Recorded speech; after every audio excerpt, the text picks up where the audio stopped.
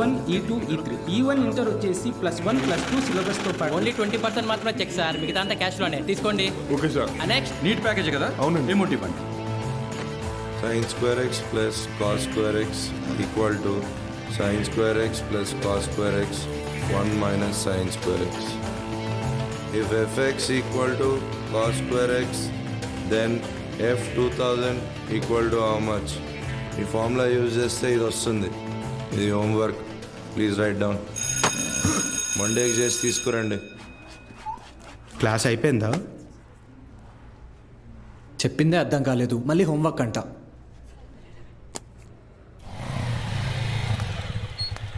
రెండు రోజుల్లో ఖాళీ చేస్తారుగా. అభి ఇక్కడ సంతకం చేయరా.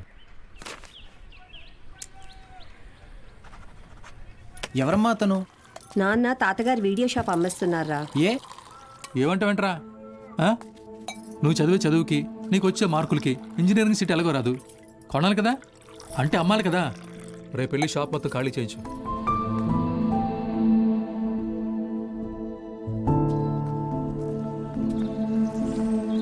ఈ ఊర్లో పెట్టిన మొదటి వీడియో షాప్ ఇదే, మిగిలిన ఆఖరి వీడియో షాప్ ఇక లేదు. అంతా నా వల్లే. ఫీల్ అవ్వకు బాబా, నీ చదువు కోసమే కదా అమ్ముతున్నారు. బా ఓపెన్ చేసి ఎన్ని రోజులైందిరా?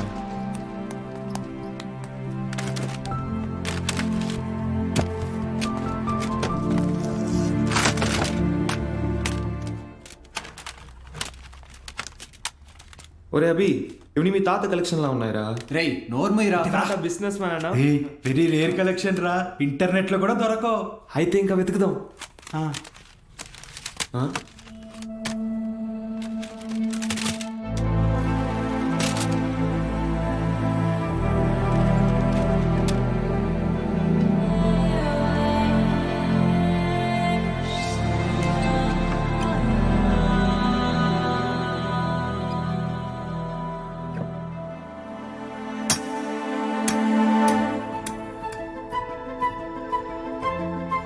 ఇటువరా చూస్తా, ఏదో పెద్ద హీరోయిన్ బ్లూ ఫిల్మ్ అయి ఉంటుంది.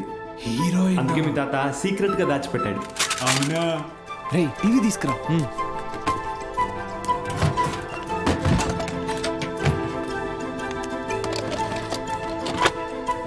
రేయ్ సౌండ్ తగ్గించరా, సౌండ్ తగ్గించు.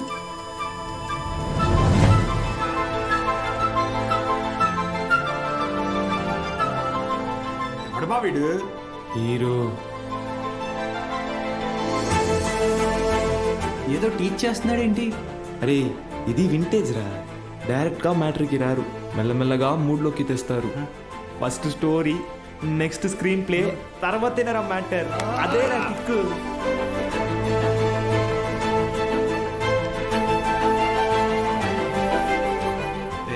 ఎంతసేపు రా అది? ఫార్వర్డ్ కొట్టరా. రేయ్ ఆగు, రివెంజ్ పాజిటివ్. రేయ్ ఇది క్లాస్లో ఇచ్చిన హోంవర్క్ కదా? ఏంటి హోంవర్క్?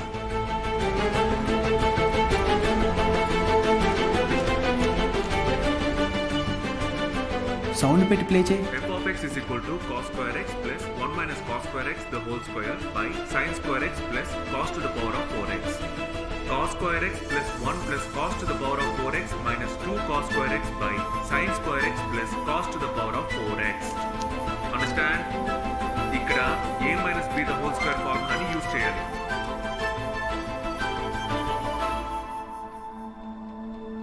ఏం చెప్పాడు రా? అవును, ఎవరు మావా అయినా?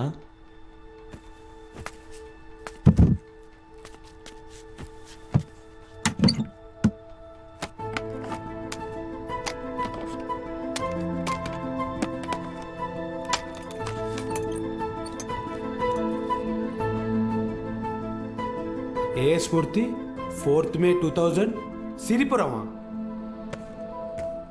అరే ఇక్కడ నుంచి 40 కిలోమీటర్లేరా. వెళ్దామా? రే ఎందుకురా? ఆ వీడియోలో ఉన్న ఇంత ట్యూషన్ చెప్పించుకుంటే ఎంసెట్లో ర్యాంక్ కొట్టచ్చు, మన ఇంట్లో వాళ్ళకి కూడా డబ్బులు మిగిల్చవచ్చు. అవును.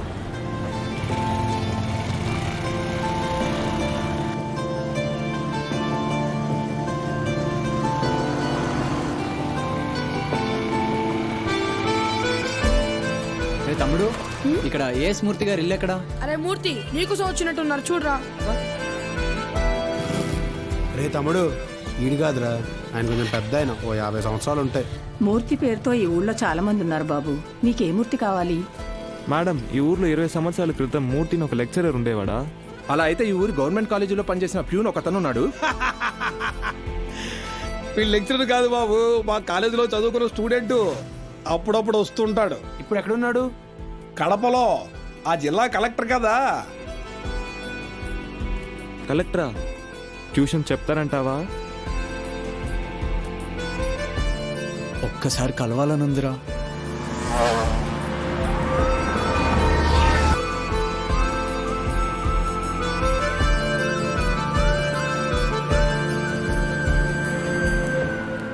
Excuse me. చెప్పండి. మేము సిరిపురం నుంచి వచ్చాము, కలెక్టర్ గారిని కలవాలి.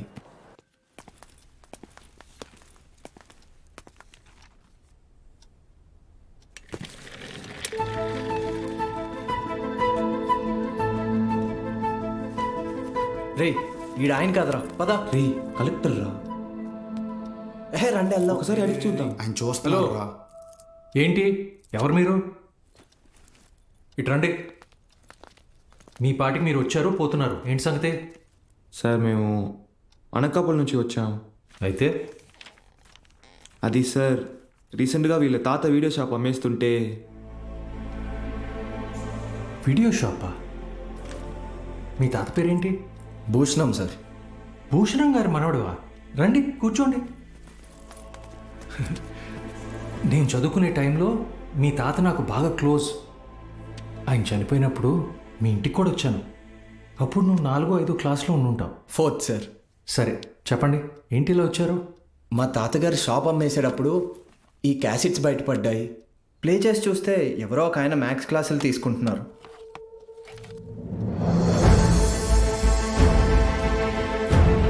ఈ బాక్స్లో మీ పేరు కూడా రాసింది, అందుకే.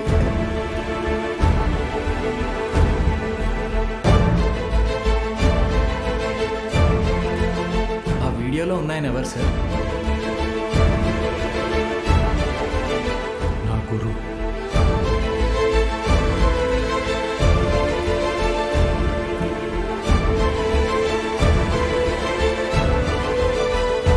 బాలు సార్.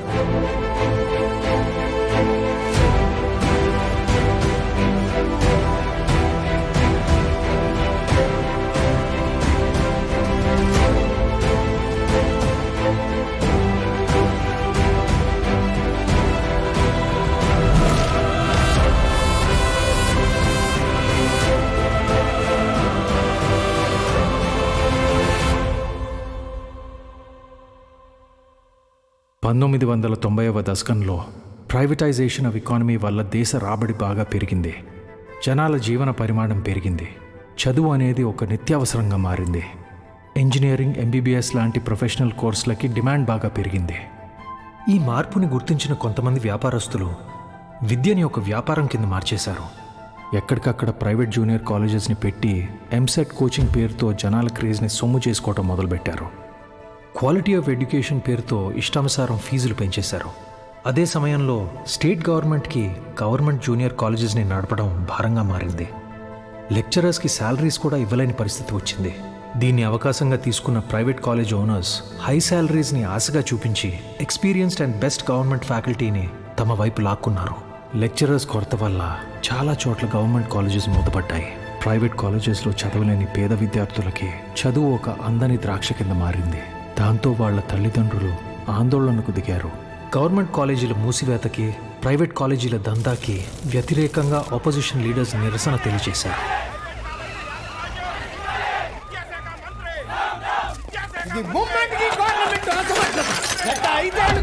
ప్రైవేట్ కాలేజీల దందా విచ్చలవిడి శృంగారంలా నడుస్తోంది.